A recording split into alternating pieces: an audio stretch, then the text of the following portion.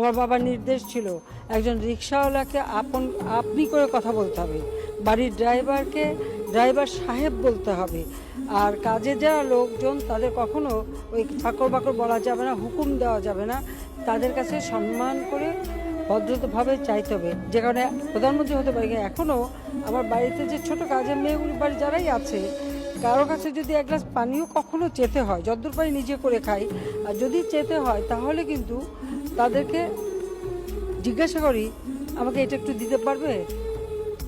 এই শিক্ষাটা আমরা নিয়ে আসছি, এটা এখন আমরা মেনে চলি। এটা আমার বাবারই শিক্ষা।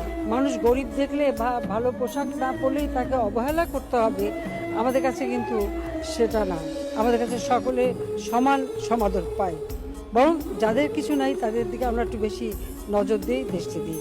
আমার বাবার নির্দেশ ছিল একজন রিক্সাওয়ালাকে আপনি করে কথা বলতে হবে, বাড়ির ড্রাইভারকে ড্রাইভার সাহেব বলতে হবে, আর কাজে যাওয়া লোকজন তাদের কখনো ওই ফাঁকর বাকর বলা যাবে না, হুকুম দেওয়া যাবে না, তাদের কাছে সম্মান করে ভদ্রভাবে চাইতে হবে। যে কারণে প্রধানমন্ত্রী হতে পারে। এখনও আমার বাড়িতে যে ছোট কাজের মেয়েগুলি বাড়ি যারাই আছে, কারো কাছে যদি এক গ্লাস পানিও কখনো চেতে হয়, যতদূর পারি নিজে করে খাই, আর যদি চেতে হয় তাহলে কিন্তু তাদেরকে জিজ্ঞাসা করি আমাকে এটা একটু দিতে পারবে। এই শিক্ষাটা আমরা নিয়ে আসছি, এটা এখন আমরা মেনে চলি। এটা আমার বাবারই শিক্ষা। মানুষ গরিব দেখলে বা ভালো পোশাক না পরলেই তাকে অবহেলা করতে হবে, আমাদের কাছে কিন্তু সেটা না।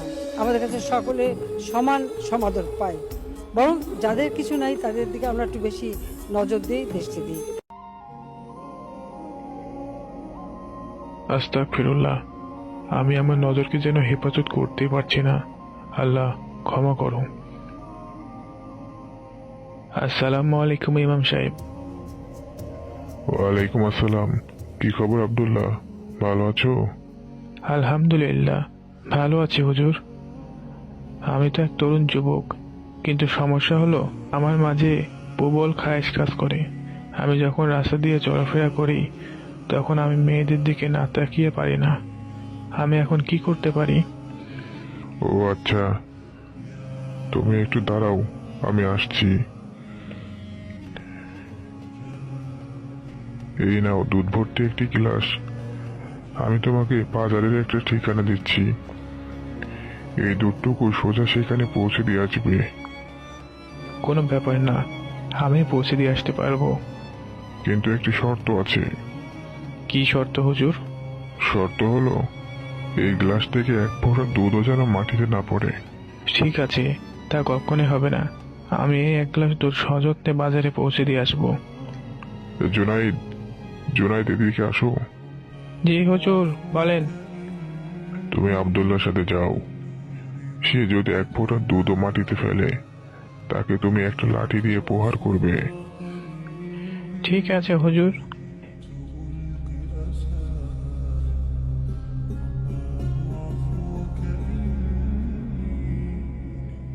এই নিন জনাব আপনার এক গ্লাস দুধ, আর আমি এখন আসি।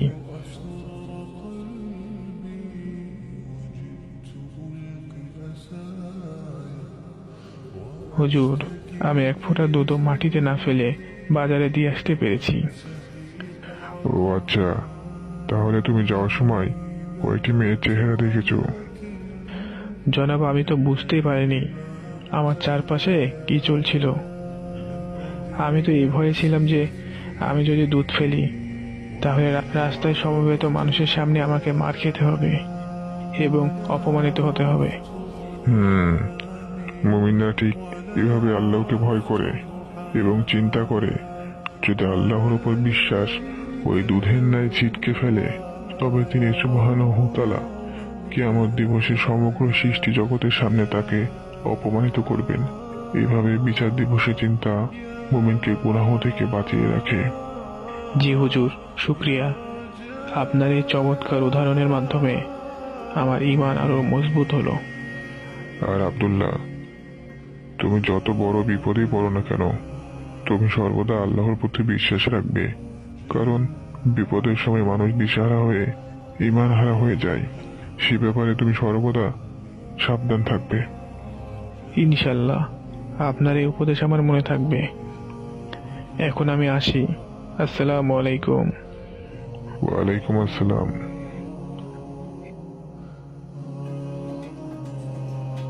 এই যে আব্দুল্লাহ ভাই, আপনাকে রাস্তায় পেয়ে গেলাম, ভালোই হলো। আপনার মনে আছে তো কাল আমাদের ব্যবসার জন্য রওনা দেওয়ার কথা? জি ওমর ভাই, আমার মনে আছে। কাল আমরা সকালে রওনা দেব ইনশাল্লাহ।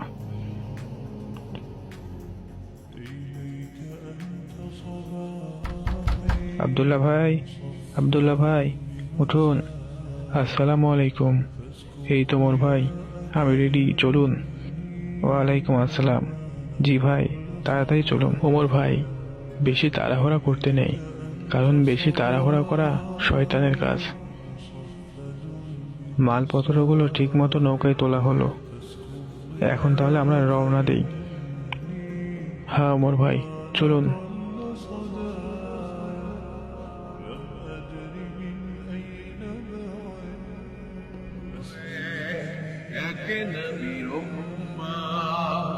জীবন বিধানে ওই শিবানী গোড়া আমাদের প্রভু এক নবীর উম্মা। জীবন বিধানে ওই শিবানী গোড়া, তবে কেন এক নও হে মুসলমান, এক হও করিয়া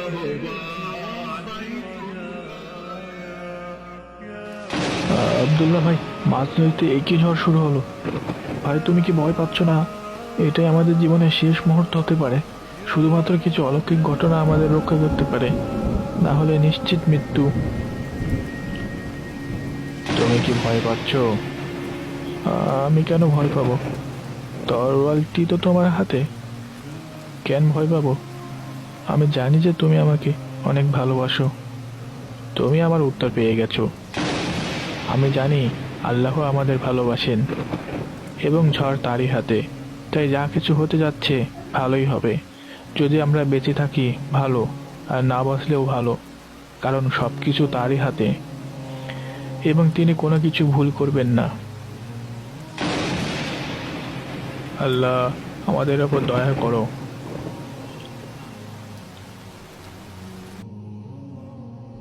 আল্লাহ তোমার অশেষ মেহেরবানি এই প্রচণ্ড ঝড় বৃষ্টি থেকে আমাদের রক্ষা করার জন্য। দেখলে অমর ভাই, আল্লাহর উপর পূর্ণ বিশ্বাস রাখলে তিনি আমাদের সব বিপদ আপদ থেকে রক্ষা করেন। বন্ধুরা, আমাদের সকলকে মহান আল্লাহর দেওয়া পরীক্ষায় ধৈর্যশীল থাকতে হবে, তার উপর বিশ্বাস রাখতে হবে।